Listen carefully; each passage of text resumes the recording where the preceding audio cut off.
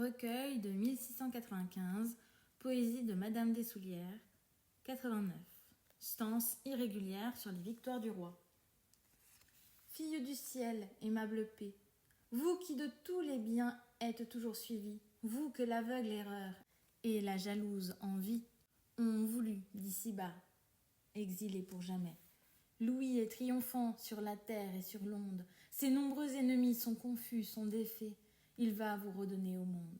Si les secrets du ciel se peuvent pénétrer, les glorieux succès qu'il accorde à ses armes forceront la discorde et l'envie à rentrer dans ces lieux destinés à d'éternelles larmes. Oui, je prévois qu'avant le temps où les rossignols par leurs chants font retentir les bois de plaintes amoureuses, vous descendrez ici du céleste séjour. Plus ces armes seront heureuses, plus tôt vous serez de retour. Entre les bras de la victoire, on a vu ce héros déjà plus d'une fois, pour n'écouter que notre voix, imposer silence à sa gloire. Son âme au-dessus des faveurs, que fait l'inconstante déesse, n'a point ce dur orgueil, ni ces lâches rigueurs, qui mettent le comble au malheur, d'un ennemi forcé d'avouer sa faiblesse, vice des vulgaires vainqueurs.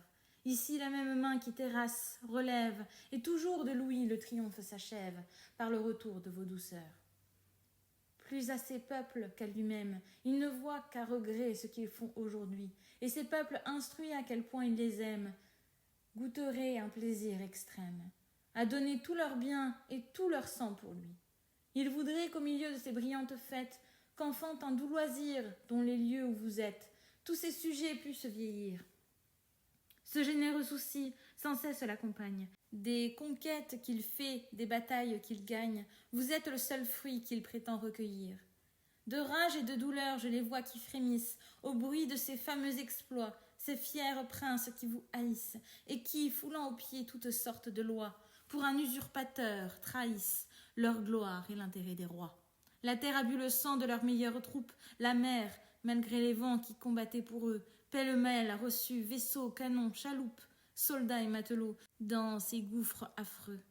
Goûtez, charmante paix, une douce vengeance du mépris qu'ils ont fait de vos plus sacrés nœuds.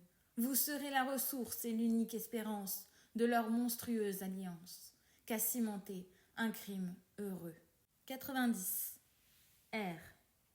Triomphez, aimable printemps, du long et triste hiver qui désole nos champs, et redonnez à nos bocages, en faveur des heureux amants, de verts gazons, d'épais feuillages, qu'une agréable nuit règne au milieu du jour, et cachez les tendres mystères.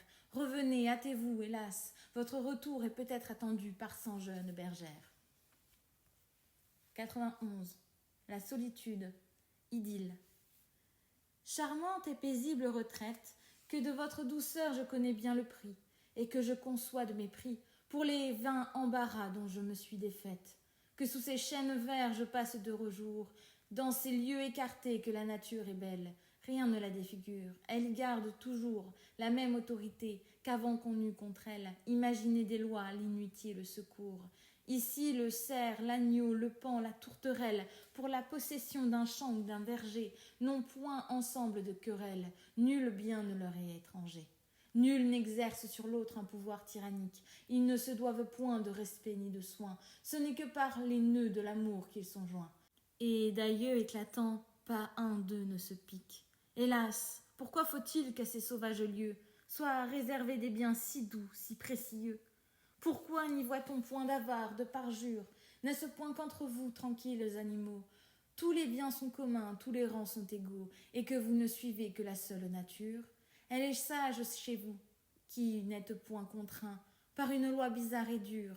Quelle erreur a pu faire appeler les humains le chef-d'œuvre accompli de ses savantes mains? Que pour se détromper de ces fausses chimères qui nous rendent si fiers, si vains, on vienne méditer dans ces lieux solitaires. Avec étonnement, j'y vois que le plus petit des reptiles, 100 fois plus habile que moi, trouve pour tous ces maux des remèdes utiles. Qui de nous, dans le temps de la prospérité, à l'active fourmi ressemble? À voir sa prévoyance, il semble qu'elle ait de l'avenir percé l'obscurité, et qu'étant au-dessus de la faiblesse humaine, elle ne passe point de cas. De tout ce qu'étale d'appât, la volupté qui nous entraîne, quels états sont mieux polissés que une ruche d'abeilles. C'est là que les abus ne sont point glissés, et que les volontés en tout temps sont pareilles. De leur roi qui les aime, elles sont le soutien. On sent leur aiguillon dès qu'on cherche à lui nuire. Pour les châtier, il n'a rien. Il n'est roi que pour les conduire, et que pour leur faire du bien. En vain notre orgueil nous engage à ravaler l'instinct qui, dans chaque saison, a la honte de la raison. Pour tous les animaux est un guide si sage. Ah, n'avons-nous pas dû nous dire 1000 fois, en les voyant être heureux sans richesse, habiles sans études, équitables sans loi, qu'ils possèdent seuls la sagesse. Il n'en est presque point dont l'homme n'ait reçu des leçons qui l'ont fait rougir de sa faiblesse. Et quoi qu'ils s'applaudissent, il doit à leur adresse plus d'un art que sans eux il n'aurait jamais su.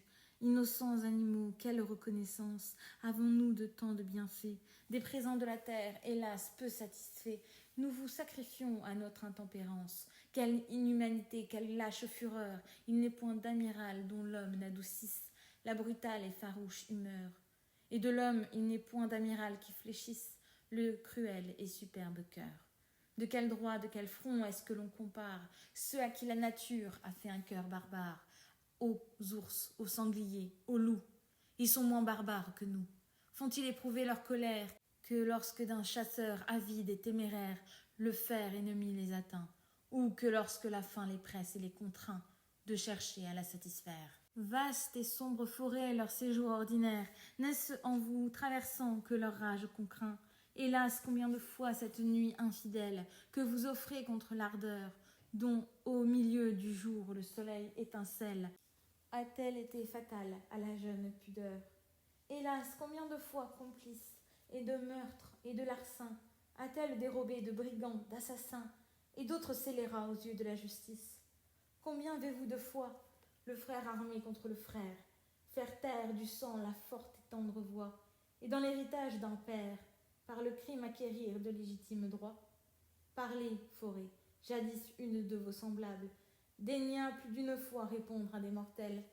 Quelle fureur aussi coupable pouvons-nous reprocher à vos hôtes cruels? Si quelquefois entre eux une rage soudaine les porte à s'arracher le jour, ce n'est point l'intérêt, l'ambition, la haine qui les anime, c'est l'amour. Lui seul leur fait troubler votre sacré silence. Amoureux, rivaux et jaloux, leur cœur ne peut souffrir la moindre préférence. La mort leur semble un sort plus doux. D'une si belle excuse, au dur siècle où nous sommes, on ne peut déguiser les maux que nous faisons. Non, des meurtres sanglants, des noires trahisons. L'amour ne fournit plus aux hommes les violents conseils ni les tendres raisons. 92. R. Qu'est devenu cet heureux temps où le chant des oiseaux, les fleurs d'une prairie et le soin de ma bergerie me donnaient en de si doux moments?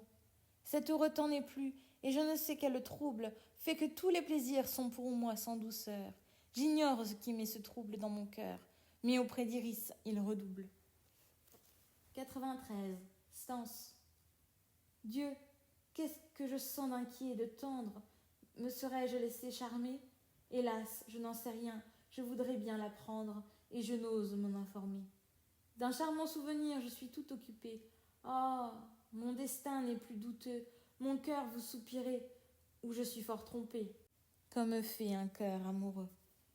Vous cédez à Tircis sans faire résistance, vous qu'on a vu plus de 9 fois, traiter impunément, avec indifférence, tout ce qu'on a vu sous mes lois. Pourquoi m'en étonner? Tircis est plus aimable que tout ce qu'on voit ici-bas. Et je ne sens que trop qu'il est redoutable, pour qui craint un tendre embarras. Dissimulons du moins ces cruelles alarmes, mais quand ce berger plein d'ardeur poussera des soupirs ou répandra des larmes, mes yeux, vous trahirez mon cœur. Vous irez découvrir le tourment qui me presse, et par un regard languissant, vous direz à Tircis combien je m'intéresse, pour toutes les peines qu'il sent. Oui, de tout mon repos vous avouerez la perte, mais dussent croître mes soucis, mes yeux pour vous punir de l'avoir découverte. Vous ne verrez jamais Tircis. 94. Épître à Monsieur le Duc de Montausier. Le dieu couronné de pavots, à peine ce matin m'avait abandonné, qu'Apollon, à mes yeux encore à demi clos, s'est fait voir de laurier la tête environnée. Lui que j'avais prié depuis près d'une année de ne plus troubler mon repos. Viens chanter, m'a-t-il dit, viens, il faut te résoudre à célébrer encore de glorieux exploits. Louis à son dauphin vient de prêter sa foudre, et ce jeune héros dont tout suivra les lois a pour son coup d'essai mis Philipsbourg en poudre. Quel plus noble emploi pour ta voix! Apollon à ces mots m'a présenté sa lyre, dont j'ai tiré tant d'agréables sons. Je l'ai prise, et malgré les mots dont je soupire, pleine du beau feu qu'il m'inspire, je vais recommencer d'héroïques chansons. Illustre Montausier, daigne les faire entendre au vainqueur à qui je les dois. Sur elle, tu sauras répandre un charme à qui son cœur se laissera surprendre. Serre mon zèle et dis-lui pour moi. La saison, la nature et l'art unis ensemble ont fait pour Philipsbourg des efforts inouïs. Tu les as surmontés, par toi l'empire tremble, tu ressembleras à Louis, grand prince, s'il se peut que quelqu'un lui ressemble. Je m'étais attendu à tout ce que tu fais, le dieu des vers dans ses oracles, quoi qu'on ait dit ne ment jamais. Lors qu'un fils vint remplir tes plus tendres souhaits, Apollon par ma bouche annonça les miracles que tu ferais, lors que la paix à ta fière valeur ne mettrait plus d'obstacles. Tu n'as que trop tenu ce qu'il avait promis, exposé nuit et jour au feu des ennemis. On t'a vu mépriser en jeune téméraire 1000 et 1000 volantes morts, et l'on dirait à te voir faire que tu crois qu'en naissant on ait plongé ton corps, comme celui d'Achille au fond des eaux fatales, qui voit sur leur sombre bord des rois et des bergers les fortunes égales. Qu'on vient de découvrir de vertu dans ton cœur, et que tu fais du temps un glorieux partage. Que ce partage cause et de joie et de peur. Peut-on regarder sans frayeur les différents périls où ta valeur t'engage? Peut-on, sans t'adorer, te donner tes soins, tantôt à pourvoir aux besoins des guerriers que la gloire a couverts de blessures, et tantôt à tracer de fidèles peintures des grandes actions dont tes yeux sont témoins? Le soleil infortuné, père, d'un fils indocile, imprudent, depuis que Philipsbourg a senti ta colère, moins lumineux et moins ardent, d'un cours précipité passe à l'autre hémisphère. Il remplit à regret son glorieux emploi. Tu renouvelles sa tristesse lorsqu'il te voit conduire avec tant de sagesse les desseins dont Louis s'est reposé sur toi. De quel œil penses-tu que l'Europe regarde ce que tu viens d'exécuter? Tant d'états qu'en 2 mois ton bras vient d'ajouter. Aux états que le ciel te garde lui font voir tout ce qu'on hasarde et tout ce qu'on s'apprête encore de regret. Quand on irrite un roi de qui rien ne retarde, ni les desseins, ni les progrès. Quelque loin que ta gloire aujourd'hui soit allée, elle fait le plaisir du plus sage des rois, quand il voit ta prudence à ta valeur mêlée, assurer le bonheur de l'empire François, plus sûr de son destin que ne fut autrefois le tonnant rival de Pélée. Il ne craint point qu'un fils efface ses exploits. Arrête une course si belle, aux douceurs du repos la saison te rappelle. Mars fuit les aquilons et cherche les zéphyrs, viens sécher les beaux yeux d'une auguste princesse, viens remplir ses plus doux désirs. Ton ardeur pour la gloire alarme sa tendresse, l'inquiétude et la tristesse en ton absence ont pris la place des plaisirs. Tu jouis, Montausier, du doux fruit de tes peines, ton jeune Achille est triomphant de l'orgueil des aigles romaines. Vainement contre lui l'empire se défend. Philipsbourg, France-Kendall, Mannheim, Trèves, Mayence, que leurs dieux n'ont pu garantir, font bien voir de quel sang le ciel l'a fait sortir, et quelle habile main cultiva dès l'enfance la valeur du héros qui vient d'assujettir, et du nègre et du Rhin, l'orgueilleuse puissance. Sur nos sacrés autels on voit fumer l'encens pour une si grande victoire. Tout retentit ici du doux bruit de sa gloire, mais rien n'est comparable au transport que je sens. Oui, l'amitié, l'estime et la reconnaissance que depuis longtemps je te dois me font bien mieux sentir qu'au reste de la France un succès dont l'éclat rejaillit jusqu'à toi. 97. R. L'aimable printemps fait naître autant d'amour que de fleurs. Tremblez, tremblez, jeune cœur. Dès qu'il commence à paraître, il fait cesser les froideurs. Mais ce qu'il a de douceur vous coûtera cher peut-être. Tremblez, tremblez, jeune cœur. L'aimable printemps fait naître autant d'amour que de fleurs. 98. Épître à Monsieur le Maréchal, duc de Vivonne. Vous que Neptune a vu 100 fois, vainqueur des ennemis du plus grand roi du monde, vous qui n'avez pas fait moins de fameux exploits en terre ferme que sur l'onde. Généreux maréchal, conservez tous mes droits. Un puissant ennemi contre moi se déclare, contre qui je sens bien que je ne puis tenir. Pour m'ôter l'honneur, il prépare tout ce que l'esprit peut fournir. La fortune, pour moi toujours impitoyable, ne pouvait dans tout l'univers me faire un ennemi plus fort, plus redoutable que l'illustre duc de Nevers. Ah, Seigneur, à ce nom vous changez de visage. Hélas, je devais bien prévoir que l'amitié qui vous engage l'emporterait sur le devoir, et que, sans vous en émouvoir, vous verriez mon honneur faire un triste naufrage. Cependant, vous savez combien l'honneur est cher, vous savez que Louis ordonne que vous fassiez punir, sans excepter personne, ceux qui veulent nous l'arracher. Je le perdrai pourtant si votre ordre m'empêche qu'on ne l'attaque fortement. Ce n'est pas véritablement ce certain honneur qu'on nous prêche qu'il faut garder soigneusement. C'est l'honneur de chanter mieux que tous nos orphées, l'invincible et sage Louis. J'ai sur eux remporté de glorieux trophées, et Nevers, favori des 9 savantes fées, veut m'ôter par ses chants l'honneur dont je jouis. 99. R. Doux transport, trouble dangereux, que dans mon jeune cœur un tendre amant fait naître, vous n'oseriez paraître. Hélas, pourquoi faut-il qu'un devoir rigoureux fasse perdre à l'amour tant de moments heureux? 100. Stance. Dans un charmant désert où les jeunes zéphyrs comptent 1000 douceurs à leur divine flore, je forme d'innocents désirs en songeant au berger que j'aime et qui m'adore, et je rêve à tous les plaisirs que s'il était ici je goûterais encore.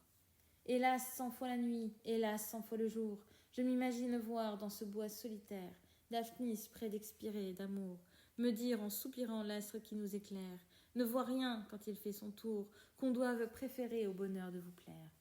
Quoique j'aie en ces lieux des plaisirs à choisir, le chant des rossignols, le bruit d'une fontaine, rien ne charme mon déplaisir. J'en parle si souvent aux nymphes de la Seine que je ne donne pas loisir aux échos d'alentour de prendre un peu d'haleine. Au bord des clairs ruisseaux que mes pleurs ont troublés, je raconte aux rochers par quelle violence nous sommes tous deux accablés. Des cruels déplaisirs d'une si longue absence, toujours des soupirs redoublés, de mes tristes chansons ont rompu la cadence. Vous que j'ai tant gravé sur ces bois d'alentour, beau nom de ce berger si cher à ma mémoire, croissez comme fait notre amour, comme fait ma douleur et comme fait sa gloire, afin de témoigner un jour une fidélité qu'on aura peine à croire. Et toi, tyran des cœurs, enfant délicieux, dont l'empire s'étend sur toute la nature, amour ramène dans ces lieux l'aimable et chère hauteur des peines que j'endure, où la mort enfermant mes yeux, à ton divin pouvoir s'en va faire une injure. 101. À Monsieur Garnier. Une bourse dans ce temps-ci, ou même chez les gens du plus haut caractère, à travers la dorure éclate la misère. Et il faut l'avouer ici, un meuble assez peu nécessaire, à peu près tout autant qu'un vieux amant transi, laid à jeune et coquette fille. Cependant, comme à l'ombre, ayant souvent codille, et 4 matadors aussi, on pourrait aisément trouver quelques ressources.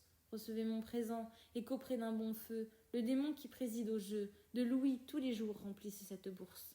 D'amont, d'un semblable secours, vous avez selon moi plus besoin que personne. Vous, que votre penchant porte à donner toujours, sans vouloir jamais qu'on vous donne, et dont l'esprit plus fort que les autres esprits et plus plein de délicatesse fait voir pour la fortune un généreux mépris.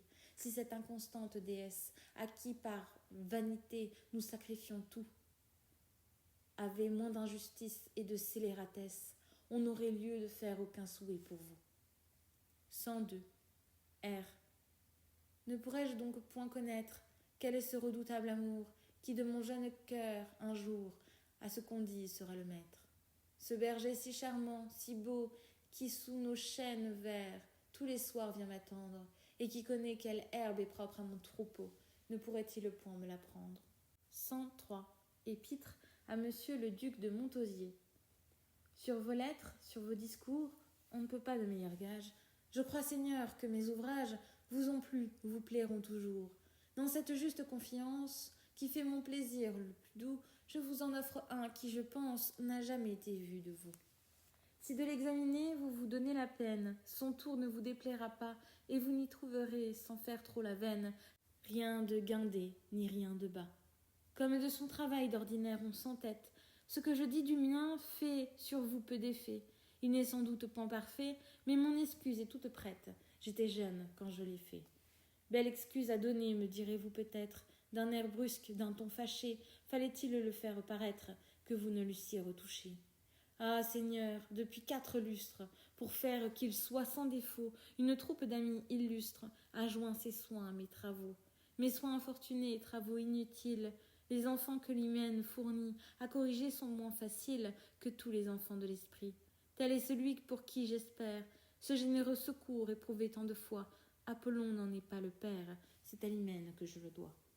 Je voudrais fort qu'il plût, mais Seigneur, il me semble qu'il faut pour prévenir le monde en sa faveur, qu'il puisse aller par vous, ô héros qui rassemble, avec la qualité d'équitable vainqueur, la pitié sincère et la fière valeur, vertu qu'on ne voit guère ensemble.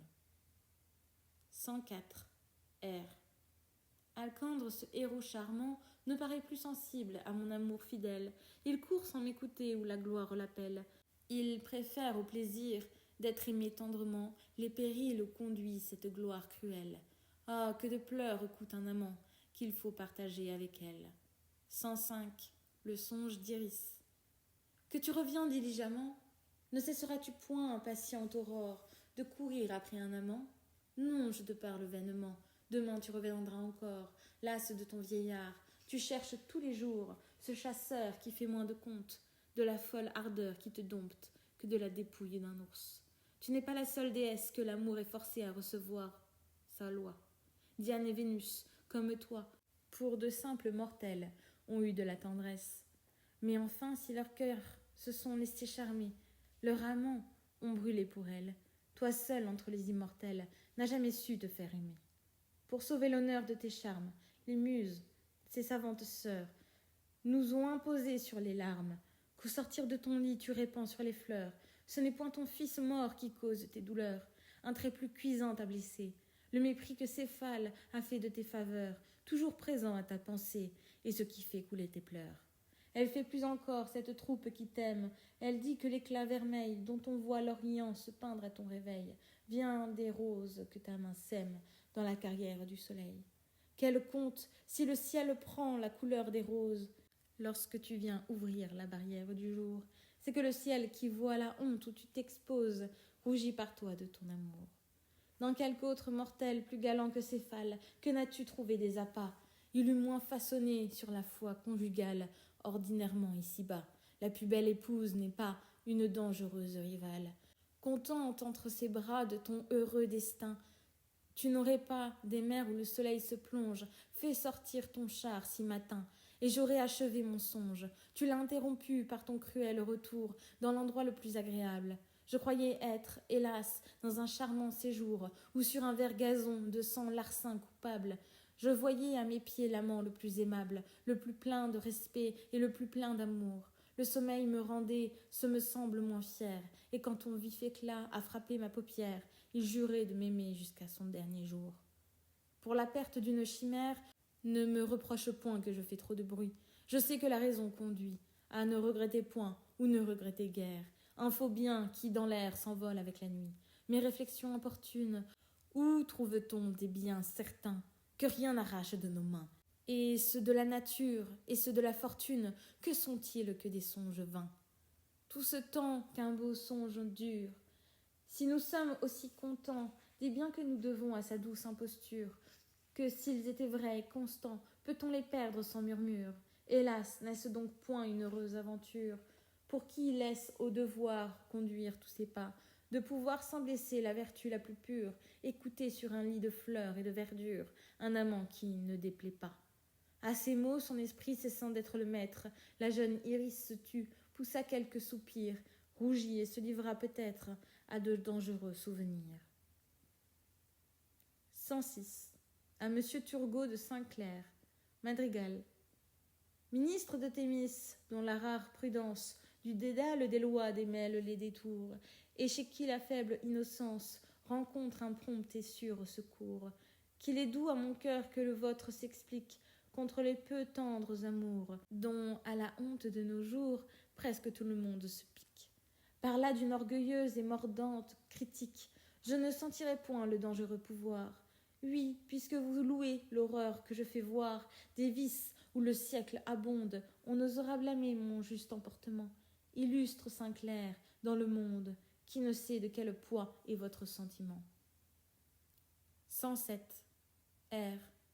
Tandis que vous êtes belle, des cœurs soumis et fidèles, écoutez les doux soupirs, riez, charmante jeunesse, des leçons que fait sans cesse, contre les tendres désirs, la raison aux airs sévères. Et sont cela ses affaires? Se connaît-elle en plaisir? 108. Épître à Monsieur le duc de Montausier. Ami ferme et fidèle, unique et sûr asile, pour le mérite, malheureux, prodige de la cour, ennemi généreux, de la complaisance servile. Illustre Montausier, honneur de ces climats, pour qui les portes du trépas ont semblé si longtemps ouvertes, qui pourrait vous connaître et ne pas regarder, comme la plus grande des pertes, une mort que le ciel ne peut trop retarder. Tandis que d'une âme héroïque vous souteniez des mots si longs, si douloureux, tandis que gémissait pour vous la voix publique, éloge qui n'est point douteux, nos cœurs ne furent pas les seuls qui s'affligèrent. C'est Dieu à qui la crainte éleva des autels, à ce qu'on m'a dit partagèrent l'inquiétude des mortels. Dans le doux loisir que vous donne l'heureux retour d'une santé qui doit vous faire encore plus d'une automne, écoutez-moi, voici ce qu'on m'en a conté. Un Dieu de votre connaissance, capricieux, cruel, et qu'on appelle amour, à la nymphe aux 100 voix demandé l'autre jour, que fait-on maintenant en France? Car vous n'ignorez pas, je pense, que je n'habite plus dans ce charmant séjour. Ce qu'on y fait, répondit-elle, Louis, dont autrefois vous étiez satisfait, s'y prépare à punir l'audace criminelle des nombreux ennemis que sa gloire lui fait. Le goût pour ces sortes d'ouvrages qu'inspirent les savantes sœurs s'y perd, faute de protecteurs. On y fait peu de cas de vos doux badinages, le vin, le jeu, la chasse y paraissent meilleurs, et le petit nombre de cœurs, pour qui le mérite a des charmes, y sent pour Montausier les plus vives alarmes. Il a de mortelles langueurs. Quoi, Montausier perdrait la vie? S'écria cet enfant qui vous a fait aimer de l'incomparable Julie, que le ciel avait pris tant de soin de former. Cruelle renommée, ah, que viens-je d'entendre? En achevant ces mots, il pâlit, il trembla, il ne voulut plus rien apprendre, et vers Jupiter il vola. Est-ce ainsi, maître du tonnerre, lui dit-il brusquement devant les autres dieux, que vous veillez sans cesse au bonheur de la terre, de la troupe des maux les plus pernicieux, déclare à Montausier une cruelle guerre. Est-il des jours plus précieux? Eh, d'où vient qu'Apollon, qui dans ce coin rumine quelque inutile chanson, et qui, divinité de 2 ou 3 façons, se mêle de la médecine, ne cherche point quelques racines qui guérissent la pluie de ses chers nourrissons. Quoi? Je verrai périr comme un homme ordinaire, un ami dont le cœur me respecta toujours, et qui m'a garanti de tous les mauvais tours, que de tout temps l'hymen est en droit de me faire. Non, non, pour Montausier j'obtiendrai du secours, vous avez intérêt de ne pas me déplaire. Mais ne dirait-on pas qu'être de ses amis, s'écria le dieu de la trace, exempte de souffrir la fatale disgrâce où tous les hommes sont soumis? Amour, vous portez loin l'audace, vous devriez être content que ce mortel, cet homme illustre, pour qui vous vous empressez tant, ait fini le 16e lustre. Dans le plus terrible danger, je l'ai vu tant de fois si peu se ménager, tant de fois de larges blessures. Mes yeux ont vu le fer et le feu le couvrir, qu'il ne devrait plus être en état de mourir. À cette belle remontrance, l'amour depuis longtemps irrité contre Mars gardait un dangereux silence, et promenait sur lui d'étincelants regards. Entre ces dieux cruels, le désordre allait naître, si le grand Jupiter, toujours bon, toujours doux, n'eût appelé l'amour pour lui faire connaître que du fatal instant il n'était point le maître. Au fier destin adressez-vous, lui dit-il, je le vois paraître. Alors le petit dieu mutin, oubliant tout d'un coup Mars et sa réprimande, les yeux baignés de pleurs, harangua le destin. Ô vous, à qui rien ne commande, ô vous, ne me fais point de discours superflus, interrompit l'être inflexible. Je sais ce que tu crains, mais ne t'afflige plus. De tout temps j'ai marqué dans ce livre terrible, qui de tous les mortels règle les actions, que Montausier verra ce héros dont l'enfance fut confiée à sa prudence. vainqueur des fières nations, que l'envie et l'erreur arment contre la France. Je ne vous dirai point quels furent les transports du Dieu dont tout connaît la puissance suprême. Pour les représenter, l'éloquence elle-même ferait d'inutiles efforts. Il me semble qu'il dut, dans l'excès de sa joie, sentir tout ce que j'ai senti, quand j'appris que des mots où vous étiez en proie, le ciel vous avait garanti. Ne traitez point, Seigneur, ceci de bagatelle. Ce que je vous écris, je le tiens de bon lieu. Est-il rare qu'une mortelle, en commerce avec plus d'un dieu, sache du ciel quelques nouvelles? 109. À monsieur, le baron de Breteuil. Quand de mes intérêts vous voulez vous charger, songez-vous à ce que vous faites. Contre qui le voudra, j'offre ici de gager 2 ou 3 tendres chansonnettes, que mon étoile a corrigées, vous coûterait plus qu'à changer toutes les prudes en coquettes. Ne me renvoyez point à certains cheveux gris sur lesquels, au retour de la célèbre ville, qui sur le berceau de Virgile se récrièrent tant de Versailles et Paris. Du doux engagement où l'amitié nous met, pour moi qui suis égale et qui ne suis qu'amie, vous ne devez pas avoir peur de trouver au fond de mon cœur un seul moment du jour ma tendresse endormie. 110. À monsieur le marquis de Marcilly, pour le jour de Saint-Louis. Pour imiter votre patron, non pas en tout mais en partie, car de la sainteté vous n'avez nulle envie, vous voulez, marquis, se dit-on, aller crever en Hibernie. Ne vous récriez point sur la comparaison de la gente irlandaise à la gente sarrasine. C'est tout un, et s'il faut que l'humeur paladine vous fasse guerroyer en ce maudit canton, je gage, marmuse et mignon, que vous regretterez ma mauvaise cuisine. 111. Sur la mort de monsieur le duc de Montausier, idylle. Sur le bord d'un ruisseau paisible, Olympe se livrait à de vives douleurs, et malgré ses autres malheurs, au sort de Montausier, attentive et sensible, disait en répandant des pleurs: qu'allez-vous devenir, belles infortunées, muse qu'il protégea dès ses jeunes années? Qu'allez-vous devenir, héroïque vertu, vous qui tremblante éplorez, après vos temples abattus, chez lui vous étiez retirés? Les titres précieux dont furent revêtus ces Grecs et ces Romains ornements de l'histoire sont dus à ce héros d'immortelle mémoire qui par des sentiers peu battus marcha d'un pas égal vers la solide gloire. Muse, vertu, hélas, qui sera votre appui et qui regardera comme d'affreux spectacles votre misère et votre ennui? Qui vous écoutera? Qui voudra comme lui vous conduire à travers d'innombrables obstacles au grand roi qui règne aujourd'hui? Ah, qu'une telle perte ouvre de préjudice, qu'elle va vous livrer à d'injustes caprices. Que de dédain, que de dégoût, muse, vertu, hélas, l'ignorance et les vices, peut-être par sa mort, triompheront de vous. Injustice de la nature, les arbres dont l'ombrage embellit ses coteaux ne craignent point des ans l'irréparable injure. Leur vieillesse ne sert qu'à les rendre plus beaux, après avoir d'un siècle achevé la mesure. Ils passent bien avant dans des siècles nouveaux, où voit-on calcom qui dure autant que les sapins, les chênes, les ormeaux. Mais pourquoi m'amuser dans ma douleur mortelle à faire à la nature une vaine querelle?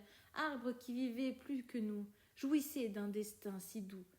J'ai bien d'autres sujets de murmurer contre elle, puis-je voir sans blâmer des ordres si cruels qu'un de ces indignes mortels que dans sa paresse elle forme de ce qu'elle a de plus mauvais, plus tard que Montausier s'endorme de ce fatal sommeil qui ne finit jamais. Un excès de douleur et de délicatesse porte ma colère plus loin. Tout homme, quel qu'il soit, dont il a pris le soin de conduire la vie à l'extrême vieillesse, quand il s'offre à mes yeux, les blesse. Non, je ne saurais plus souffrir que de la fin d'un siècle si quelqu'un approche, sans lui faire un secret reproche du longtemps qu'il est à mourir.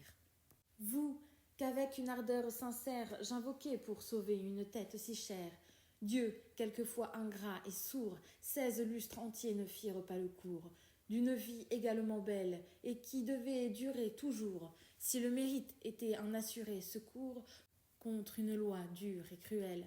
Vous ne vouliez pas que son cœur ait le plaisir de voir ce prince dont l'enfance fut confiée à sa prudence, une seconde fois vainqueur des fières nations que l'envie et l'erreur osent armer contre la France. Vous êtes satisfaits, les barbares efforts de la déesse qui délie les invisibles nœuds qui joignent l'âme au corps, ont fait que sur les sombres bords, Montausier a rejoint sa divine Julie. Tous deux, malgré cette eau qui fait que tout s'oublie, sentent encore de doux transports, et tous deux sont suivis de ces illustres morts, qui dans une saison aux muses plus propices firent de leur charmant accord retentir si longtemps le palais d'Artémis. Tandis que des grands noms du héros que je plains au siècle à venir ont transmis la mémoire, et que les plus savantes mains élèvent à l'envie des temples à sa gloire. 112. R. Il est temps de nous alarmer, de l'amoureux Daphnis fuyons le tendre hommage. La rigueur est souvent d'un difficile usage. Oh, de quelle fierté qu'un cœur puisse s'armer, lorsqu'un amant qui plaît parle un certain langage. Il en coûte moins pour aimer qu'il n'en coûte pour être sage. 113. Rondeau. Entre deux draps de toile belle et bonne, que très souvent on rechange, on savonne, la jeune iris au cœur sincère et haut, aux yeux brillants, à l'esprit sans défaut, jusqu'à midi volontiers se mitonne. Je ne combats de goût contre personne, mais franchement sa paresse m'étonne. C'est demeurer seul plus qu'il ne faut entre deux draps. Quand à rêver ainsi l'on s'abandonne, le traître amour rarement le pardonne. À soupirer on s'exerce bientôt, et la vertu soutient un grand assaut. Quand une fille avec son cœur résonne entre deux draps. 114. À Monsieur Cazes, pour le jour de sa fête. On dit que je ne suis pas bête, cependant dans des places d'honneur de renom, quand il faut chanter votre fête, je ne saurais tirer un seul vers de ma tête. Jean, que dire sur Jean? C'est un terrible nom, que jamais n'accompagne une épithète honnête. Jean Divigne, Jean Logne, où vais-je trouver bon? Quand si beau chemin je m'arrête, et que pour comparer vous et votre patron, je prenne sur un autre ton ce que la légende me prête. M'y voilà, commençons par le saint qu'aujourd'hui notre mère, la Sainte Église, ordonne que l'on solennise. Et voyons quel rapport vous avez avec lui, ou je m'y connais mal, ou vous n'en avez guère. Point du tout même à parler franc, évangélistez-vous, plus je vous considère, et plus je vais du noir au blanc. Avoir pu de Satan éviter tous les pièges, avoir été d'un Dieu le disciple chéri, jusqu'à la fin des temps voir les glaçons, les neiges, faire place au printemps fleuri. Privilège qui, seul, vaut tous les privilèges. N'est pas selon moi ce qui fait de l'apôtre et de vous toute la différence.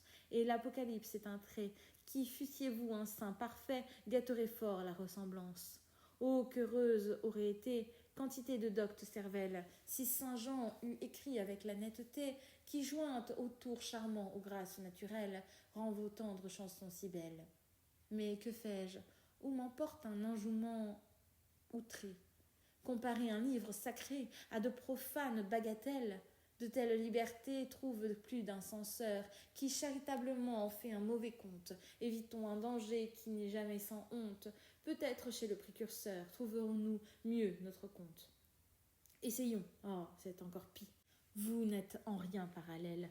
Il prêchait au désert et vous dans les ruelles. Une peau de chameau faisait tous ses habits. Vous donnez volontiers dans les modes nouvelles. Il se désaltérait dans un coulant ruisseau, se nourrissait de sauterelles. Vous ne quitteriez pas les ortolans pour elle. Et je me trompe fort ou vous n'aimez que l'eau, que boivent à l'entrée les 9 doctes pucelles. Vous le voyez, j'ai beau chercher, tourner, approfondir, passer d'un sein à l'autre. Vous n'avez rien du tout, soit dit sans vous fâcher, du précurseur ni de l'apôtre. J'enrage cependant avec mon bel esprit. Aussi pourquoi faut-il tourner comme vous êtes, porter un nom qui ne fournit rien d'agréable à dire au plus savant poète? Et sur qui, si j'osais en croire mon dépit, je reviendrai aux épithètes. De mes raisons d'accord, ce n'est pas sans raison que de votre nom effrayé, je me suis d'abord écrié. Que dirais-je sur un tel nom? J'ai prévu l'embarras, quand je fais quelque ouvrage, je tâte toujours le terrain. Ah, que maudit soit le parrain qui vous alla donner ce beau nom en partage. Il était sans doute en courroux et voulait vous faire une injure. Fut-il jamais un nom d'un plus mauvais augure? Croyez-moi, débaptisez-vous. 115. Épître à Monseigneur le duc de Bourgogne sur la prise de Mons. Toi, chez qui la raison devance les années, toi qui fais déjà voir ces guerrières ardeurs, dont ont brûlé tous les grands cœurs. Prince, à qui je promis de belles destinées, quand l'esprit agité des divines fureurs, je couvris ton berceau de fleurs. Souffre qu'à ta gloire sensible, j'entre dans les raisons qui doivent t'irriter. Pour un héros naissant, quel chagrin plus terrible que l'or qu'il doit exécuter, ce qu'on sait qu'il est impossible à tous les héros d'imiter. Pour flatter ta douleur, je sais qu'on pourra dire que les événements divers qui font le destin d'un empire circulent avec l'univers. Qu'en son sein la nature enfin ne tient enclose qu'un nombre limité de choses, que nous voyons passer et revenir toujours, et qu'ainsi ta valeur unie à ta prudence pourra bien donner à la France des jours aussi beaux que nos jours. Mais pourquoi t'abuser quand les guerres futures ramèneraient pour toi ces grandes aventures? Qui de l'oubli sauve les noms, on ne verra plus ensemble les circonstances que rassemble en faveur de Louis la conquête de Mons. Cherche à suivre pourtant l'exemple qu'il te donne, si l'immortel laurier dont son front se couronne n'est réservé que pour lui seul.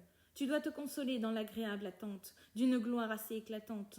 Tu peux, sans être égal à ton auguste aïeul, passer tous les héros que l'Antiquité vante.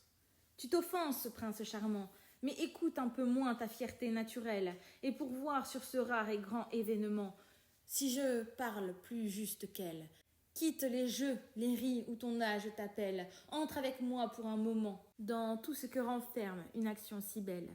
Vois cet amas prodigieux, de bombes, de canons, image de la foudre, qui jadis réduisit en poudre les titans trop ambitieux.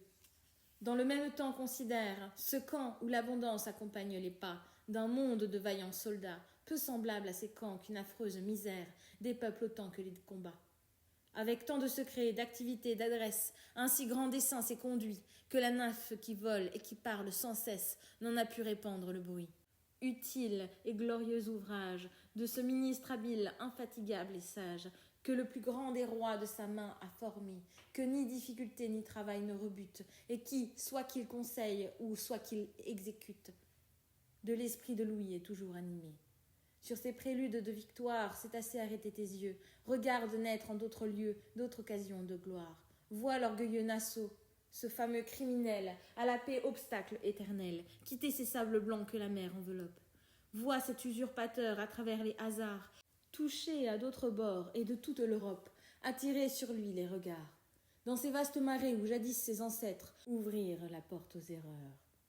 Quand d'un peuple infidèle armé contre ses maîtres, ils animèrent les fureurs. Il se voit une cour nombreuse, magnifique, de guerriers, de souverains, victimes de sa politique. Il voit ces fiers républicains mettre leur sort entre ses mains, souffrir qu'il leur impose un joug pesant et rude, et d'un peuple ennemi de toute servitude n'être plus aujourd'hui que les fantômes vains. Tandis qu'à l'entrée il s'enivre de l'encens qu'il reçoit, des honneurs qu'on lui rend. Louis, que la victoire est engagée à suivre, marche, attaque Mons et le prend. Il semble que Nassau, de diverses provinces, n'ait pris soin d'assembler ce grand nombre de princes, qu'ils avaient flattés, éblouis par l'agréable espoir d'une vengeance prompte, que pour voir de plus près sa honte et le triomphe de Louis. Qu'il est beau ce triomphe, et quelle vigilance, quelle valeur, quelle puissance! D'un coup d'œil fait-il découvrir, mais combien coûte-t-il d'alarmes? Hélas, est-ce au roi à s'offrir au capricieux sort des armes? Et quand Louis trouvait des charmes au danger où sans cesse on le voyait courir, songeait-il qu'on payait par des torrents de larmes la gloire qu'en soldat il venait d'acquérir? Songeait-il que déjà ce dangereux exemple a séduit le héros à qui tu dois le jour? Par quel péril, à Philisbourg, grava-t-il son nom dans le temple où la gloire fait son séjour? Mais à quoi sert-il de s'en plaindre, toi-même pour te faire un nom aussi fameux, quelques jours pour toi fera craindre ce qu'on craint aujourd'hui pour eux. La valeur chez les rois devrait toujours se taire, former de glorieux projets et ce qu'ils doivent savoir faire. L'honneur d'exécuter appartient au sujet. Ce n'est point une loi trop dure de s'offrir pour son prince au plus terrible coup. Non, dans quelque intérêt que mette la nature, d'un sort si brillant et si doux. Jamais un grand cœur ne murmure. Hélas, qui peut le savoir au mieux? Le sang d'un fils, l'objet de toute ma tendresse, et qu'à ce roi, vengeur des querelles des cieux, mon zèle a consacré dès sa tendre jeunesse, ne vient-il pas pour lui de couler à ses yeux? Jeune prince, l'espoir de ce puissant empire, de Nice asservi à nos lois, et de tant d'autres grands exploits, que j'aurais de choses à dire. Mais la voix me manque, et mes doigts ne sauraient plus tirer aucun son de la lyre, qu'Apollon favorable aux ailes qui m'inspire, pour célébrer Louis, me prêta tant de fois. 116. R. Suivi des rossignols, des zéphyrs, des amours, et couronné de fleurs nouvelles, le printemps ramène toujours les plaisirs avec les beaux jours. Mais hélas, ce n'est plus pour les amants fidèles. 117. Épître à Monsieur le Pelletier de Souzy. Je ne saurais m'en empêcher, il faut, Seigneur, que je vous gronde. Je vous cherche avec soin, mais j'ai beau vous chercher, je ne saurais vous approcher. Que lorsque votre porte ouverte à tout le monde me mêle avec les gens qu'on aime à dépêcher. Quelque réflexion profonde que fasse là-dessus mon esprit alarmé, je ne devine point sur quoi cela se fonde, et je n'ai pas accoutumé que dans la foule on me confonde. Si vous pouviez savoir les affligeants discours que me tient en secret le plus insurmontable, le plus dangereux des amours, vous seriez moins impraticable. Vous êtes étonné, Seigneur, mais que votre esprit se rassure, je n'aspire point à l'honneur d'aucune galante aventure. L'amour dont je vous parle à lui-même est borné. Il fait d'un peu d'encens toute sa nourriture. La raison, la sagesse en vain l'ont condamné. Avec nous cet amour est né. Autant que nous cet amour dure. C'est un faible, il est vrai, mais tout examiné. C'est un faible que la nature au plus grand homme a donné. Personne n'est assez sincère pour avouer comme je fais tout ce que fait souffrir l'amour-propre en colère. L'un dit je n'en ai point, l'autre je n'en ai guère. Si de tels discours étaient vrais, les dames craindraient moins qu'on les vit négligées. De n'avoir point dormi seraient moins affligées et n'emprunteraient point d'attrait. Les amants, les guerriers ne rompraient point la tête de leur bonne fortune et de tous leurs hauts faits. Messieurs, les beaux esprits se feraient moins de fêtes, et quand ce qu'ils font est mauvais, ils souffriraient du moins en paix. Qu'on fît de leur ouvrage une critique honnête. Mais que fais-je, et pourquoi dans ma lettre entassée, bagatelle sur bagatelle? Seigneur, en la lisant, vous pouvez les passer. Revenons à notre querelle. Comme votre bonté, jointe à votre pouvoir, à beaucoup d'importuns tous les jours vous expose, peut-être croyez-vous que je ne veux vous voir que pour demander quelque chose. En ce cas, c'est bien fait d'avoir sa porte close. Dans un temps de besoin et d'embarras tissu, demandeur quel qu'il soit doit être mal reçu. Mais, Seigneur, un portier doit-il être barbare quand on vient pour remercier, et d'un compliment aussi rare doit-on si peu se soucier? Ne dirait-on pas à m'entendre que le malheur du temps fixe votre bonté, que pour les maux d'autrui vous devenez moins tendre, et qu'un remerciement doit par sa rareté agréablement vous surprendre? Ah, si comme chacun a de différents goûts, les raretés pouvaient vous plaire, il faudrait pour vous satisfaire, vous faire voir des gens qui se plaignent de vous. Mais où les rencontrer quand chacun vous honore, quand de tous côtés on n'entend que des gens que l'excès de vos bontés surprend, et qui se disent personne en vain ne les implore. Partout il fait des cœurs une riche moisson, et quoiqu'il serve bien, on ne voit point encore de malheureux de sa façon. Que cet éloge est grand, Seigneur, toute la gloire, qu'au milieu des sanglants combats donne une célèbre victoire, à beaucoup près ne la vaut pas. D'un si précieux caractère, on a vu la nature avare en tous les temps, et même dans le cours des emplois éclatants, un si beau naturel ne se conserve guère. Cependant, moi qu'on ne verra, ni juger brusquement d'une chose future, ni mettre volontiers mon bien à l'aventure, je gagerai ce qu'on voudra, que lorsque de l'ouïe l'équité toute pure vous placera, Seigneur, au gré de mes souhaits, l'abondance de ces bienfaits, dont le parfait mérite est toujours la mesure, en vous ne corrompra jamais ce qu'a mis de bon la nature, et je gagnerai ma gageure. En attendant cet heureux jour, où par une conduite habile, juste et sage, vous ramènerez ce bel âge, où le monde naissant du bien et de l'amour faisait un innocent usage. Donnez ordre, Seigneur, qu'on ne me dise plus ce qu'on s'accoutume à me dire. Souffrez que j'aille enfin dans vos moments perdus, délasser votre esprit de tout l'ennui qu'attire un pénible travail et des soins assidus. Je ne m'en fierai point à moi seul, et je pense qu'avec moi je vous mènerai des gens de votre connaissance, Horace, Virgile, Terence, et peut-être avec eux je vous amuserai. 118. Rondeau. Coiffé d'un vilain bonnet gras, Martin est gité dans des draps, à peu près blancs comme l'ébène, où punaises et poux à centaines viennent faire de bons repas. Un vieux pot de terre est en bas, où ce polisson fait son cas. Que n'en est-il par la mordienne coiffée? Sur le plancher, un gros tas de livres rongés par les rats. D'onguents suspects, la table est pleine. Cependant Martin croit sans peine plus d'un cœur de ses doux appâts coiffés. 119. Épître à la goutte. Fille des plaisirs, triste goutte, qu'on dit que la richesse accompagne toujours, vous que jamais on ne redoute, quand sous un toit rustique on voit couler ses jours, je ne viens pas ici pleine d'impatience. Essayez, par des vœux d'ordinaire impuissants, d'adoucir votre violence. Goutte, le croirez-vous, c'est par reconnaissance que je vous offre de l'encens. De cette nouveauté, vous paraissez charmé, faite pour n'inspirer que de durs sentiments, à de tendres remerciements. Vous n'êtes pas accoutumé. Commencez à goûter ce qu'ils ont de douceur, qu'on vous rende partout de suprêmes honneurs, qu'en bronze, qu'en marbre, on vous voit, triomphante de la santé, rétablir dans nos cœurs le repos et la joie. À combien de périls Louis serait en proie si vous n'aviez pas mis ses jours en sûreté.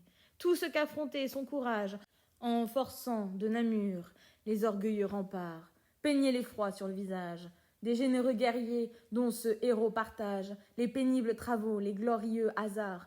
Dans la crainte de lui déplaire, on osait condamner son ardeur téméraire. Bien qu'elle pût nous mettre au comble du malheur, à force de respect, on devenait coupable. Vous seul, goutte secourable, avez osé donner un frein à sa valeur. Hélas, qu'il aurait dit, avoir coulé nos larmes, dans ce temps que la paix consacrait au repos, où de vives douleurs attaquaient ce héros, que ces mots, quelques jours, auraient pour nous des charmes. Mais quel bruit, quelle voix se répand dans les airs. Quoi donc, messagère invisible, de tout ce qui se fait dans ce vaste univers? Auprès du grand roi que tu sers, on voit couler le sang, événement terrible. Quelle idée offrez-vous à mon cœur agité, sur l'excès de valeur et d'intrépidité? Ce héros sera-t-il toujours incorrigible? Vous n'avez pas assez duré, goutte dont j'étais si contente, vous trompez ma plus douce attente. Vous en qui j'espérais et que j'avais juré de célébrer un jour par quelque grande fête, si pour nous conserver une si chère tête, dans le camp de Namur vous aviez mesuré votre durée à sa conquête. Oh, que ne laisse-t-il à son auguste fils, dompté de mortels ennemis? Fameux par leur rang, par leur nombre, mais qu'à suivre son char le ciel a condamné, qu'il ne nous quitte plus, qu'il se repose à l'ombre des lauriers qu'il a moissonnés. N'est-il point las de vaincre, et ne doit-il pas croire que son nom, pour durer toujours, n'a plus à faire du secours de quelque nouvelle victoire? Ces Grecs et ces Romains, si vantés dans l'histoire, ont sauvé leur nom du trépas par des faits moins brillants, moins dignes de mémoire. Affreuse avidité de gloire. La sienne efface tout, et ne lui suffit pas. De tant de nations, la chère et vaine idole, Nassau, par plus d'un crime en monarque érigé, dès qu'il sait Namur assiégé, frémit, rassemble tout, et vers la Sambre vole. À voir si près de nous flotter ses étendards, à quelque noble effort qui n'aurait dû s'attendre, mais tout savant qu'il est dans le métier de Mars, il semble n'être enfin venu que pour apprendre le grand art de forcer une place à se rendre. Et pour ses alliés, toujours remplis d'égards, lancer sur notre camp de menaçants regards, et tout ce qu'il ose entreprendre. Tout ce qui justifie et nourrit les terreurs, l'art, la nature, 100 000 hommes, et ce que l'hiver a d'horreur, malgré la saison où nous sommes, auront vainement entrepris de rendre Namur imprenable. Quand Louis l'attaque, il est pris, et cet amas de rois que sa puissance accable, est la montagne de la fable, qui de l'attention fait passer au mépris. Non, je ne suis point trompée, je vois courir le peuple, et je lis dans ses yeux que Louis est victorieux. Ma crainte pour sa vie est enfin dissipée, et je n'aspire plus qu'à revoir dans ces lieux ce héros dont mon âme est toujours occupée. Goutte, qu'on vit trop tôt finir, et dont je viens d'avoir l'audace de me plaindre. Puisque pour ce vainqueur on n'a plus rien à craindre, gardez-vous bien de revenir. Ne le dérobez point à notre impatience. Lorsqu'il est éloigné de nous, tout est enseveli dans un morne silence, et le faible plaisir que donne l'espérance est le seul plaisir qui soit doux. Mais goutte, s'il est vrai, ce qu'on nous dit sans cesse, que jusqu'à l'extrême vieillesse, vous conduisez les jours, lorsque vous ne venez qu'après qu'on a passé 8 lustres, pour des jours précieux et toujours fortunés, jours qui sont tous marqués par quelque fait illustre, quelle espérance vous donnez. 120. Épître chagrine, au très révérend père de la chaise. Sous le débris de vos attraits, voulez-vous demeurer toujours enseveli? M'a dit quelqu'un d'un nom que par raison je tais, qui s'est imaginé que ma mélancolie vient moins d'une santé dès longtemps affaiblie que du reproche amer qu'en secret je me fais de n'être plus assez jolie, pour faire naître encore quelque tendre folie, frivole honneur sur quoi je ne comptais jamais. Apprenez, me disait ce quelqu'un anonyme, que lorsque ce qu'on a de beau et du temps ou des maux devenus la victime, il faut acquérir une nouvelle estime, se faire un mérite nouveau, que c'est ne vivre plus que de vivre inutile, qu'il faut dans quelque rang qu'on soit, que jusqu'au dernier jour une personne habile tienne au monde par quelque endroit. Vous ne répondez point, d'où vient votre silence? Il vient, lui dis-je alors, exprès pour découvrir, où tendez cette belle et sage remontrance de ce qu'en moi-même je pense, quel mérite nouveau je pourrais acquérir. Je n'en vois point tant je suis sotte. Abus, s'écria-t-il, et devenez dévote. Ne le devient-on pas à la ville, à la cour? Moi, dévote? Qui, moi? M'écriai-je à mon tour, l'esprit blessé d'un terme employé d'ordinaire. Lors que d'un hypocrite on parle avec des tours. Oui, vous, répliqua-t-il, vous ne sauriez mieux faire. De la dévotion, ayez moins de frayeur, elle est rude pour le vulgaire. Mais pour nous, il ne faut qu'un peu d'extérieur. Allez, pour soutenir le dévot caractère, il n'en coûtera pas beaucoup à votre cœur. Tout ce que la fortune a pour vous d'injustice, par là pourrait se réparer. Regardez vos parents vieillir sans bénéfice, songez qu'à votre époux 50 ans de service n'ont encore pu rien procurer, qu'un tas de créanciers à votre porte gronde, et que chez les dévots bien honneur tout abonde, que la mode est pour eux, et peu longtemps durée, et qu'outre ces raisons sur quoi chacun se fonde, vous aurez droit de censurer les actions de tout le monde. Allons doucement, s'il vous plaît, lui dis-je, et supposez qu'à vos leçons fidèles, je prenne aux yeux du monde une forme nouvelle, par une raison d'intérêt. Louis, éclairé comme il est, quoi que vous osiez me promettre, connaîtra ma fourbe, il pénètre au-delà de ce qu'il paraît. À quoi m'aurait servi ma dévote grimace qu'à m'en faire moins estimer, malheur dont la simple menace, plus que la mort, peut m'alarmer. Quand me répliqua-t-il, on est à votre place, il ne faut pas tant de précautions. Mais dû pour vous, le sort ne changeait point de face, certain air de dévotion. Lorsqu'on est plus jeune, a toujours bonne grâce, redoublez votre attention. Voyez quel privilège au nôtre peut atteindre, avec des mots choisis aussi doux que le miel, sur les gens d'un mérite à craindre, on répand à grands flots le fiel. On peut impunément, pour l'intérêt du ciel, être dur, se venger, faire des injustices. Tout n'est pour les dévots que péché véniel. Nous savons en vertu transformer tous les vices. De la dévotion, c'est là l'essentiel. Taisez-vous, scélérats, m'écriai-je irrité. Tout commerce est fini pour jamais entre nous. J'en aurai avec un athée 1000 fois plus qu'avec vous. Mais tandis qu'en discours ma colère s'exhale, ce faux, ce dangereux ami sort de mon cabinet, traverse chambre et salle, d'un air brusque et confus, d'un pas mal affermi, et me laisse une horreur qu'aucune horreur n'égale. Ah, c'est un dévot de la cabale. Mais qui ne sait encore son métier qu'à demi? Il faut de l'art au choix des raisons qu'on étale. Aussi les habiles dévots, selon les gens, ont leur morale, et ne se livrent pas ainsi mal à propos. Qu'ils sont à redouter, sur une bagatelle, leur donne-t-on le moindre ennui, leur vengeance est toujours cruelle, on n'a point avec eux de légères querelles. Fâche-t-on un dévot, c'est Dieu qu'on fâche en lui. Ces apôtres du temps, qui des premiers apôtres, ne nous font point ressouvenir, pardonnent bien moins que nous autres, contre eux veut-on se maintenir, empêcher qu'à leur bien ils ne se joignent les nôtres. C'est une impiété qu'on ne peut trop punir. De la religion, c'est ainsi qu'ils se jouent. Ils ont un air pieux répandu sur le front que leurs actions désavouent. Ils sont faux en tout ce qu'ils font. Le métier de dévot, ou plutôt d'hypocrite, devient presque toujours la source des gens, qu'une longue débauche a rendu indignes. Des femmes que la beauté quitte, ou qui d'un mauvais bruit n'ont pu se préserver, de ceux qui, pour s'élever, n'ont qu'un médiocre mérite. Dès que du cagotisme on fait profession, de tout ce qu'on a fait, la mémoire s'efface. C'est sur la réputation un excellent vernis qu'on passe. Si je pouvais trouver d'assez noires couleurs que j'aimerais à faire une fidèle image, du fond de leur perfide cœur, moi qui ai le phare dans les mœurs, encore plus que sur le visage, et qui sais tous les tours que mettent en usage nos plus célèbres imposteurs, quel plaisir pour moi, quelle joie de démasquer ces scélérats, à qui le vrai mérite est tous les jours en proie, et qui, pour l'accabler par une surevoix de l'intérêt du ciel, couvrent leurs attentats. Mais me pourra dire un critique, votre esprit s'égare, arrêtez, quand pour les faux dévots votre haine s'explique, songez bien contre vous quels gens vous mettez.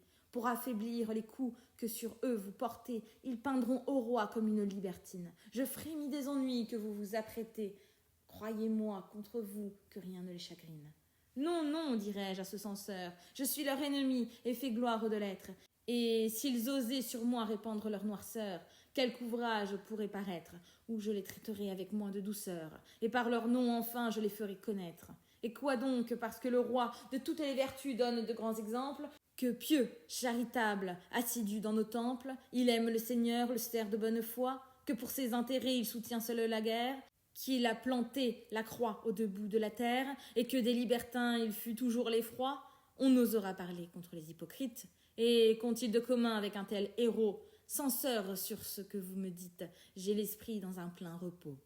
Ô vous qui de Louis heureux et sacré guide lui dispensez du ciel les célestes trésors, vous dont la piété solide, loin d'étaler aux yeux de fastueux dehors et d'avoir d'indiscrets transports, et pour juger d'autrui toujours lent et timide, vous enfin dont la probité, du sang dont vous sortez égale la noblesse, daignez auprès du prince aider la vérité, si quelque hypocrite irrité en lui parlant de moi la blesse. De ma foi, de mes mœurs, vous êtes satisfait, vous ne l'êtes pas tant peut-être, de ma soumission pour le souverain être. Dans les mots que souvent la fortune me fait, mais si je ne suis pas dans un état parfait, je sens que j'y voudrais bien être. Oui, je voudrais pouvoir, comme vous le voulez, sanctifier les mots qui me livrent la guerre. Ah, que mon cœur n'est-il de ces cœurs isolés, qui par aucun endroit ne tiennent à la terre, qui sont à leur devoir sans réserve immolés, à qui la grâce assure une pleine victoire, et qui d'un divin feu brûlés à la possession de l'éternelle gloire ne sont pas en vain appelés. 121. Lettre à Madame Ducé, fille de Monsieur de Vauban. Quelqu'un qui n'est pas votre époux, et pour qui cependant, soit dit sans vous déplaire, vous sentez quelque chose et de vif et de doux, me disait l'autre jour de prendre un ton sévère. Mais dans vos beaux yeux je vois de la colère. Loin de gronder, apaisez-vous, ce quelqu'un n'est Iris que votre illustre père. Elle papillonne toujours, me disait ce grand homme, et rien ne la corrige. En attendant qu'un jour la raison la dirige, elle aurait grand besoin de quelque autre secours. Employez tous les traits que fournit la satire contre une activité qui du matin au soir la fait courir, sauter et rire. Assez imprudemment je lui promis d'écrire, car quelque raison peut valoir contre un léger défaut que la jeunesse donne, et que je ne connais personne qui ne voulût encore avoir. Avec 14 ans écrit sur le visage, il vous ferait beau voir prendre un air sérieux, ne renversez point l'ordre établi par l'usage, et que peut-on faire de mieux que de folâtrer à votre âge? Vous avez devant vous 10 ans de badinage, qui ne s'y mêle point de moments ennuyeux, qu'entre les jeux, les ris s'écoulent et se partagent, un temps si beau, si précieux. Vous n'en aurez que trop, hélas, pour être sage. Tout bien considéré, qu'est-ce que gâte en vous? L'activité qu'on vous reproche, votre esprit n'en est pas moins doux. Vos yeux n'en blessent pas, de moins dangereux coups. L'insensible qui vous approche, vous mène-t-elle à gauche ou plus loin qu'il ne faut? Non, Iris, et plus je raisonne, moins je trouve qu'un tel défaut ôte les agréments que la nature donne. Par exemple, voici des faits, assez connus pour qu'on s'y fonde. Les zéphyrs, les ruisseaux ne s'arrêtent jamais. Par leur activité, perdent-ils leurs attraits? Contre elles, est-il quelqu'un qui gronde? Et voit-on qu'on trouve mauvais que ce Dieu que déjà vous fournissez de traits aille sans cesse par le monde troubler des cœurs l'heureuse paix? Mais sans chercher si loin et sans tant de mystère, quel exemple d'activité ne rencontrez-vous point dans votre illustre père? Ne lui sait bien en vérité de me proposer de vous faire des leçons de tranquillité, lui qui soit en paix, soit en guerre, goûte moins le repos que ne font les lutins, lui qui, presque semblable à ces fiers paladins, qui parcouraient toute la terre, enlève à des géants envieux et mutins, non de libertines infantes, mais en chemin faisant des places importantes, qui de l'heureuse France assurent les destins, que sur ces procédés Iris ils réfléchissent, et qu'ils nous disent un peu, s'ils croient qu'il soit permis, de considérer comme un vice ce courage agissant qu'en lui le ciel a mis. Si quelqu'un peut s'en plaindre avec quelque justice, ce ne sont que nos ennemis. Comme la bonne foi dans mes discours éclate, je ne vous dissimule pas qu'en suivant mes conseils on peut faire un faux pas, et que l'affaire est délicate. Ils sont bons cependant, mes jeunes et belles Iris, il ne faut point que je me flatte. Le temps diminuera leur prix. Ainsi, quand vous voudrez suivre ce que j'écris, regardez-en toujours la date. De Paris, la veille des rois, l'an 1692, temps où par de sévères lois l'Église défend qu'on épouse. 122. R. Dans un bois sombre et solitaire, Iris, seule avec son berger, sentit que s'il osait devenir téméraire, elle courait un grand danger. La charmante couleur qu'un peu de honte attire sur son beau teint se répandit, et le berger entendit ce que sa rougeur voulait dire. 123. Bouquet à monsieur l'abbé de Lavaux. Il est aujourd'hui votre fête, et de ces agréables fleurs, dont le temps ne saurait effacer les couleurs, ma main devrait, abbé, couronner votre tête. Mais hélas, depuis quelques jours, je cherche en vain sur le Parnasse ces vives fleurs que rien n'efface, et que vous y cueillez toujours, que vous donnez donc en leur place. Un simple bonjour, c'est trop peu. Mon cœur, c'est un peu trop, quoique sa saison passe. Il ne faut même pas, de votre propre aveu, que jamais de son cœur mon sexe se défasse. Et d'ailleurs, dans le train où vous a mis la grâce, train qui, chez vous, n'est point je, le présent d'un cœur embarrasse. Je sais que depuis quelque temps, on donne pour bouquet des bijoux importants, mais quand vous verrez la fortune, demandez-lui si dans ces lieux où les muses chantent le mieux, elle daigne en mettre quelqu'une en pouvoir de donner des bijoux précieux. Pas une des 9 sœurs par elle n'est aidée. Abbé, le nom de bel esprit, ici ne donne point d'idée, de gloire, d'aise, de crédit, comme de certains noms qui, d'abord qu'on les dit, tout pauvres qu'ils sont par eux-mêmes, remplissent l'esprit des trésors, de volupté, d'honneur suprême, partout excellent passeport, des vices de l'âme et du corps. Je m'égare et je moralise, peut-être un peu hors de saison, qui faire, malgré la raison. Dans tout ce qu'on écrit, on se caractérise. Cependant, revenons à nous. Tâchons par des souhaits à nous tirer d'affaire. Je sais que c'est ne donner guère, mais ceux que la nature a formés comme nous, d'un limon moins grossier que le limon vulgaire, trouvent des charmes aussi doux dans les souhaits d'un cœur sincère que dans les plus riches bijoux. Ce n'est ni du savoir, ni de l'esprit solide, ni de la piété qu'il faut vous souhaiter. Vous en avez assez, abbé, pour en prêter. Est-ce une conduite rigide? Est-ce une probité sur quoi pouvoir compter? Encore moins, votre cœur jamais ne vous expose aux dérèglements, aux noirceurs que la faiblesse humaine cause. Et sur le mérite et les mœurs, on pourrait défier les plus fins connaisseurs de vous souhaiter quelque chose. Tout ce qu'une femme résout arrive bien ou mal, comme il est dans sa tête. Je veux par des souhaits célébrer votre fête, et j'en trouve un à faire enfin selon mon goût. Je ne sais s'il sera du vôtre. Abbé, le voici sans façon. Saint Louis est votre patron. Louis le Grand en est un autre, au gré de bien des gens pour le moins aussi bon, que pour vous faire un sort qui soit digne d'envie, leurs soins à votre égard se partagent ainsi, que l'un, lors qu'à 100 ans vous sortirez d'ici, vous procure les biens de l'éternelle vie, et que l'autre vous rende heureux en celle-ci. 124. Épître à Monseigneur sur son départ pour l'Allemagne. Partez, jeune héros, partez. À de nouveaux exploits la gloire vous appelle. Peut-être de beaux yeux, si vous les écoutez, vous diront que la gloire est injuste et cruelle, mais des lauriers offerts par elle, bien que chèrement achetés, la couronne est 100 fois plus durable et plus belle que les myrtes fleuries qui vous sont présentées.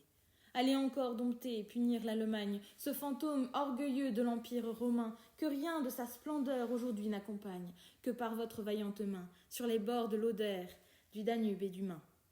Plus d'une bataille se gagne. À ces fleuves fameux donnez le même frein qu'on vous a vu donner au Rhin dès votre première campagne. De leurs fiers souverains devenus des sujets, la valeur se consume en de superbes projets, toujours sûrs à ce qui leur semble, toujours dans leurs conseils quelque place se prend. Mais contre Louis seul qu'ont-ils fait tous ensemble? Quel de leur sort enfin contre vous se défend? Allez les dépouiller des honneurs qu'on leur rend. Au-delà du Rhin, l'aigle tremble, et la victoire vous attend. Contre le vainqueur de l'Asie, coupe à ce nœud fatal qu'il ne put dénouer, vous romprez une ligue, appui de l'hérésie, dont pour ses intérêts Nassau sait se jouer. 8 princes on vous verra dissiper et confondre cette ligue fertile en crimes inouïs. Votre bras doit lancer la foudre de Louis, c'est assez pour nous en répondre. Que par vos travaux glorieux, la paix, cette belle exilée, que les hardis complots d'un prince ambitieux ont fait remonter dans les cieux, sur la terre soit rappelée. Et que, malgré l'espoir des esprits factieux, avant la saison triste et dure, où des froids aquilons, le souffle furieux, dépouille nos champs de verdure, la paix soit de retour avec vous dans ces lieux. Déjà plus d'une fois le monarque invincible dont vous avez reçu le jour, aux larmes des peuples sensibles, immola la victoire à cet heureux retour. Le cœur encore touché d'une douleur si belle, il renoncerait sans ennui à tout ce que la guerre a de flatteur pour lui, si l'on établissait une paix éternelle. Louis ne combat aujourd'hui et ne triomphe que pour elle. Ces ambitieux conquérants, pour qui la guerre entière eût été trop petite, n'étaient pas des héros véritablement grands. Une valeur féroce était tout leur mérite. S'ils n'avaient pris le cruel soin de porter au bout de la terre, sans droit et sans pitié, le flambeau de la guerre, leur nom si respecté n'aurait pas volé loin. Athènes dans ses murs, Persépolis et Rome ont vu par la grandeur des vices, des forfaits, que dans l'oisiveté d'une profonde paix, le héros n'était plus qu'un homme. Entre Louis et ses héros, dont malgré 2000 ans dure encore la mémoire, que les comparaisons se font mal à propos. La guerre, où l'accompagne en tout temps la victoire, n'est pas un secours pour sa gloire. Rien n'en ternit l'éclat dans le sein du repos. Sur la seule valeur elle n'est point fondée, remplie d'une plus haute idée, et jamais juste, sage et pieux à demi. Il n'est pas moins grand à Versailles que lors qu'aux yeux, jaloux d'un superbe ennemi, de Mont et de Namur il force les murailles. Quel exemple pour vous, prince, dites-vous bien, et même avec quelques alarmes, que par les vertus autant que par les armes, qu'on n'a point vu de règne aussi beau que le sien, que lorsque sa valeur qu'aucun péril n'étonne, d'un nouveau laurier le couronne, et que sur les débris affreux d'hommes et de remparts son triomphe s'apprête, ce jour pour sa gloire fameux, et d'un peuple ennemi devenu sa conquête, regardé comme un jour heureux. Si parmi les horreurs que la guerre fait naître, Louis est adoré de ses nouveaux sujets, de combien verra-t-on leur attachement croître, quand la paix fera disparaître de la flamme et du sang les funestes objets, et qu'alors ils verront ce roi digne de l'être, à notre seul bonheur borner tous ses projets, et se faire obéir plus en père qu'en maître. Jeunes et vaillants héros, l'Europe attend de vous cette paix au peuple si cher, portée aux ennemis de si terribles coups qu'ils soient encore forcés une fois à le faire. À l'épouse éplorée, elle rendrait l'époux, elle rendrait le fils à la tremblante mère, elle ramènerait les timides amours. Alors, prince charmant, il est aisé de croire qu'au milieu des plaisirs faits pour vaincre toujours une autre sorte de victoire, pour les tendres cœurs d'un grand prix, vous rendra ces myrtes fleuries à qui vous préférez la gloire. 125. R. La campagne a perdu les fleurs qui l'embellissent. Les oiseaux ne font plus d'agréables concerts. Les bois sont dépouillés de leur feuillage vert. N'est-il point encore temps que mes craintes finissent, qui peut empêcher le retour de ce jeune héros si cher à ma mémoire? Hélas, n'a-t-il donc point assez fait pour la gloire et ne doit-il rien à l'amour? 126. Vers allégorique. Dans ces prés fleuris qu'arrose la Seine, cherchez qui vous mène, mes chères brebis. J'ai fait pour vous rendre le destin plus doux, ce qu'on peut attendre d'une amitié tendre. Mais son long courroux détruit, empoisonne tous mes soins pour vous, et vous abandonne aux fureurs des loups. Seriez-vous leur proie, aimable troupeau? Vous, de ce hameau, l'honneur et la joie, vous qui, gras et beau, me donniez sans cesse sur l'herbette épaisse un plaisir nouveau. Que je vous regrette, mais il faut céder, sans chien, sans houlette. Puis-je vous garder? L'injuste fortune me les a ravis. En vain j'importune le ciel par mes cris. Il rit de mes craintes et sourd à mes plaintes. Houlette ni chien, il ne me rend rien. Puissiez-vous contente, et sans mon secours, passer d'heureux jours. Brebis innocente, brebis, mes amours, que Pan vous défende. Hélas, il le sait, je ne lui demande que ce seul bienfait. 8 brebis chéries, qu'avec tant de soin, j'ai toujours nourries. Je prends à témoin ces bois, ces prairies, que si les faveurs du Dieu des pasteurs vous gardent d'outrage et vous font avoir, du matin au soir, de gras pâturages, j'en conserverai, tant que je vivrai, la douce mémoire, et que mes chansons, en 1000 façons, porteront sa gloire du rivage heureux, où vif et pompeux l'astre qui mesure les nuits et les jours, commençant son cours, rend à la nature toute sa parure, quand ces climats où, sans doute là, d'éclairer le monde, il va chez Thétis, rallumer dans l'onde ses feux amortis. 127. Épître à Madame la Comtesse d'Allègre. Non, charmante Iris, dans ma lettre, je n'ai point employé les précieux trésors que l'Inde étale sur ses bords. Quand on veut parler juste, on ne saurait les mettre que dans l'expression des brillantes couleurs, qui font que les plus vives fleurs, avec votre beau teint, n'oseraient se commettre. S'il arrive qu'un jour je chante dans mes vers, ce teint toujours vainqueur des plus affreux hivers, que ne pourrais-je point là-dessus me promettre? Des roses dont à son réveil, la jeune amante de Céphale sème la route du soleil. Des pleurs dont s'enrichit la mer orientale, lors que son tendre cœur déteste le sommeil. D'un vieux époux contraint de devenir cigale, je prendrai la fraîcheur, le blanc et le vermeil, pour composer un teint à votre teint pareil, et je ne ferai rien cependant qu'il égale. Ces précieuses gouttes d'eau que la brûlante ardeur du céleste flambeau durcit dans le sein de la terre, les diamants, ces beaux cailloux, du feu de vos regards, ce feu brillant et doux, plus à craindre partout que les feux du tonnerre, serviront à peindre l'éclat, et dans la dureté qui leur est naturelle, peut-être trouverai-je à faire un parallèle d'un cœur que mille amants accusent d'être ingrat. Pour peindre la beauté de cette tresse blonde que les jeunes zéphyrs, ces petits imprudents, rendent quelquefois vagabonde, je prendrai le soleil lorsqu'au sortir de l'onde, le bain aura rendu ses rayons moins ardents. Iris, quand je voudrais parler de votre bouche, le rouge du rubis sera d'un grand secours, ce beau rouge si vif qu'on craint presque toujours de se brûler quand on y touche. Voilà pour vous, aimable Iris, ce qu'on peut emprunter sur le rivage mort, mais à ce riche amas de rayons de rubis, de diamants, de fleurs qu'on vient de voir éclore, et de perles que font les larmes de l'aurore, lorsqu'elle les répand dans le sein de Thétis, il manque quelque chose encore. C'est un esprit solide, agréable, élevé, qui ne cherche point à paraître, et qui, par un excellent maître, fut dès le berceau cultivé. C'est un cœur généreux, sincère, adroit et tendre, toujours par la vertu conduit et préservé, d'un dangereux poison pour les cœurs réservés, qui d'abord les réduit en cendres, où tout cela peut-il se prendre? Iris, quand je l'aurai trouvé, le portrait que pour vous je brûle d'entreprendre sera si ressemblant et si bien achevé qu'on ne pourra pas s'y méprendre. 128. Au roi. Madrigal. Louis, que vous imitez bien, cet être indépendant dont vous êtes l'image. Comme lui, des rois qu'on outrage, vous êtes le vengeur et l'unique soutien. Comme lui, votre main foudroie ces coupables mortels dont les noires fureurs ont mis toute l'Europe en proie à ce que la guerre a d'horreur. Comme lui, rempli de clémence, quelque douleur qu'est la vengeance, vous êtes prêt à pardonner. Et sur les bords du Pô, du Rhin et de la Meuse, vous ne les accablez que pour les amener par un prompt repentir à cette paix heureuse que vous seul pouvez leur donner. 129. Épître à Monsieur.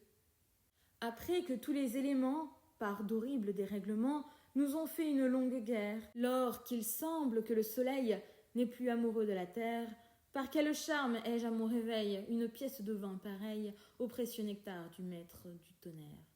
Quel généreux mortel peut avoir pris ce soin dont nos modernes esculapes s'avisent de trouver que j'ai tant de besoin, quand on a tiré de nos grappes qu'un vin qui froid et vert du verjus n'est pas loin? Ce n'est peut-être que Timandre, à ce goût de n'épargner rien, quand on trouve un service à rendre et de faire toujours du bien. On ne saurait pas se méprendre, peu de cœurs là-dessus sont faits comme le sien. Oui, Timandre, c'est vous, et de l'illustre race dont le ciel vous a fait sortir, vous suivez pas à pas la glorieuse trace, on ne voit rien en vous qui puisse démentir la piété, la noble audace, la générosité, l'éclat de ces arcs-boutants de l'État, ni de ces héros de la grâce qui pour les concerts du Parnasse eurent toujours un goût si fin, si délicat. C'est à ce doux penchant qu'ils ont eu pour les muses qui d'eux a passé jusqu'à vous, que je vois l'amitié qui se forme entre nous et qui vous fait chercher tant d'agréables ruses, pour faire que chez moi l'on trouve tous les jours de café et de liqueur une pleine abondance, et de ce vin dont l'excellence, pour ma santé, dit-on, sera d'un grand secours. Quoique l'histoire en puisse dire, le vin qui jadis dans Tibur d'Horace égayait la satyre, le vin qu'Anacréon célébrait sur sa lyre, n'était ni si beau ni si pur. À des rubis fondus, sa couleur est semblable. Il tient ce que promet sa brillante couleur. Une utile et douce chaleur fait qu'on pense au sortir de table avait pris de cet or potable, qui triomphe des ans, qui chasse la douleur, qui fait tout et qui, par malheur, n'a jamais été qu'une fable. Cependant, quelque précieux que soit un tel breuvage, un zèle ardent et tendre pour le public le fait répandre. Quand Louis est victorieux, les muides sont défoncées dans les brillantes fêtes, où, pour lui, l'on rend grâce aux cieux. Et tandis que le bruit de ses grandes conquêtes trouble les ennemis de sa gloire envieux, votre excellent vin dans ces lieux trouble un nombre infini de têtes.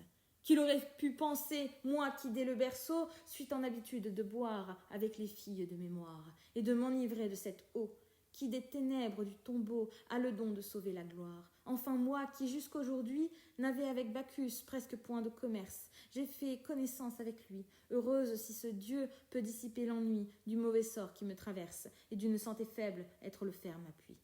Quand je songe pourtant en personne sensée à votre présent merveilleux, à ne vous rien cacher, il me vient en pensée qu'il peut tout beau qu'il est être un peu dangereux. On ne pourrait pas mieux s'y prendre pour faire une galante et douce trahison, quelque force qu'est la raison. Hélas, contre le vin peut-elle se défendre? Non. Et souvent l'amour mêle pour nous surprendre dans le vin son subtil poison. Mais par bonheur pour moi, Timandre, vous êtes plus sage que tendre. Et d'ailleurs, je suis loin de la belle saison, où les pièges sont bons à tendre. 130. La tubéreuse. À madame. Sans me plaindre de la nature, je voyais les premières fleurs répandre dans les airs d'agréables odeurs, et mêler leurs vives couleurs avec la naissante verdure. Quand un plus important souci que celui d'embellir la terre, à la charmante flore, au milieu d'un parterre, me força de parler ainsi. Jeune divinité pour qui le doux zéphyr pousse tant d'amoureux soupirs, vous qui ramenez les plaisirs, vous dont toutes les fleurs reconnaissent l'empire, de celles du printemps que neige le destin, je sais que leur beauté ne dure qu'un matin. Et que d'un sort plus doux ma naissance est suivie, mais elles naissent dans le temps, qu'on célèbre en ces lieux la fête de Sylvie. Hélas, que je leur porte envie, et que je voudrais bien fleurir dans le printemps. Un si juste souhait toucha le cœur de Flore, et malgré l'ordre des saisons, à peine le soleil eut-il vu 2 maisons, que ma fleur commença à déclore. Je perds avec plaisir, dans cet heureux état, les honneurs que l'été m'apprête pour couronner votre tête. Je parais ce matin avec tout mon éclat. Si par mon doux parfum j'obtiens cet avantage, fier d'un tel emploi, je verrai sans ennui mes sœurs dans quelques mois rendre un pareil hommage au plus grand prince d'aujourd'hui.